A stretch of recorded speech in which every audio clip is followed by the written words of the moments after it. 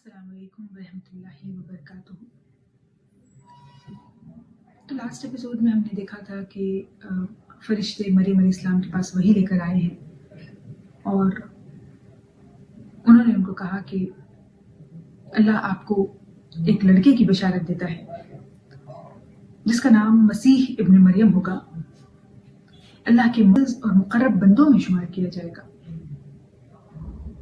यानी कि अल्लाह के ख़ास बंदों में, और ऐसे बंदे जिनको अल्लाह की क़ुर्बत हासिल है, अल्लाह की करीबी हासिल है, उनमें शुमार किया जाएगा। And he will speak to the people in the cradle as well as in the maturity, and he will be of the righteous, कि वो मर्द सालेह होगा और लोगों से माँ के गहवारे में भी बात करेगा और बड़ी उम्र को पहुंचकर भी बात करेगा। फिर अल्लाह ताला आगे फरमाते हैं कि अल्लाह उनको किताब और हिकमत की तालीम देंगे, तौरात और इंजील का इल्म सिखाएंगे और बनी इसराइल की तरफ अपना रसूल मुकर्रर करेंगे। उसके आगे का किस्सा हम लोगों को पता ही है कि ईसा अलैहिस्सलाम पैदा हो चुके हैं और उन्होंने जो जवाब दिया लोगों को, जिसका जिक्र चैप्टर 19 वर्स 30 में आया है कि क़ाला इन्नी अब्दुल्लाही आतानी अल किताबा व जालनी नबिया, कि मैं अब्दुल्ला हूँ, अल्लाह ने मुझे किताब दी है और नबी बनाकर भेजा है।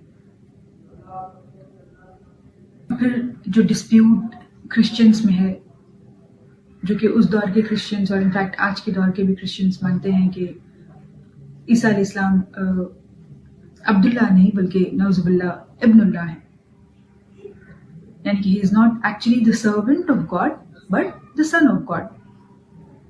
तो उस डिस्प्यूट का अल्लाह ताला आगे जिक्र कर रहे हैं चैप्टर 19 वर्स 34 में कि ये हैं ईसा अलैहिस्सलाम और ये है उनके बारे में वो सच्ची बातें जिसमें लोग शक कर रहे हैं। फिर अल्लाह अगली आयत में आगे फरमाते हैं कि अल्लाह का ये काम नहीं है कि वो किसी को अपना बेटा बनाए, वो पाक ज़ात है।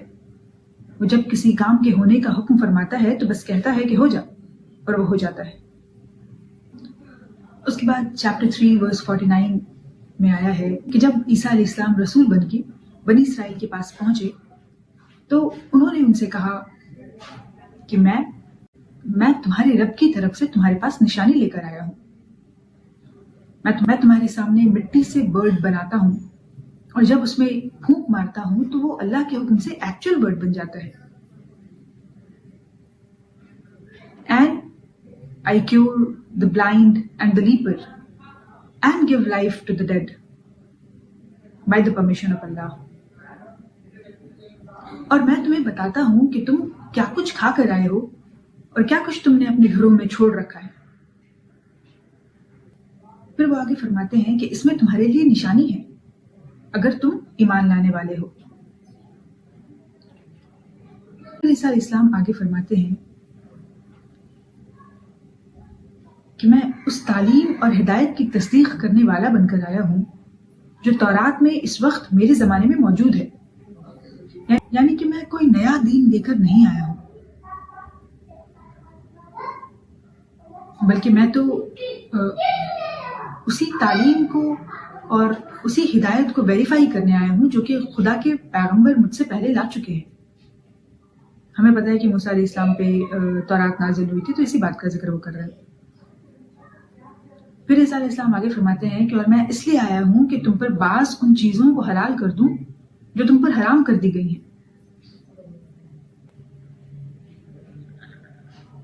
यानी कि बनी इसराइल उस वक्त में बहुत सारी चीज़ों को खुद ही से खुद पे हराम कर बैठे थे, यानी कि अल्लाह ने तो उनको हलाल किया था लेकिन ये बाकी दूसरी कौमों के से मुतासर होके खुद ही पे बहुत सारी चीज़ों को हराम कर लिए थे। इसी बात का जिक्र ईसा अलैहिस्सलाम फरमा रहे हैं कि तुम पे उन बाकी चीज़ों को हलाल कर दूं जो तुम पर हराम कर दी गई हैं। उसके बाद ईसा अलैहिस्सलाम फरमाते हैं कि देखो मैं तुम्हारे रब की तरफ से तुम्हारे पास निशानी लेकर आया हूँ, लिहाजा तुम अल्लाह से डरो और मेरी इताअत करो। अल्लाह मेरा भी रब है और तुम्हारा भी रब है। لہٰذا تم اسی کی بندگی کرو، یہی سیدھا راستہ ہے۔ تو بنی اسرائیل نے عیسیٰ علیہ السلام کے اس سجیشن کا کیسے جواب دیا، ان کا کیا رد عمل رہا اس بارے میں، یہ ہم لوگ انشاءاللہ نیکسٹ ایپیسوڈ میں دیکھیں گے۔ اس ایپیسوڈ میں اتنا ہی۔ السلام علیکم، اللہ حافظ۔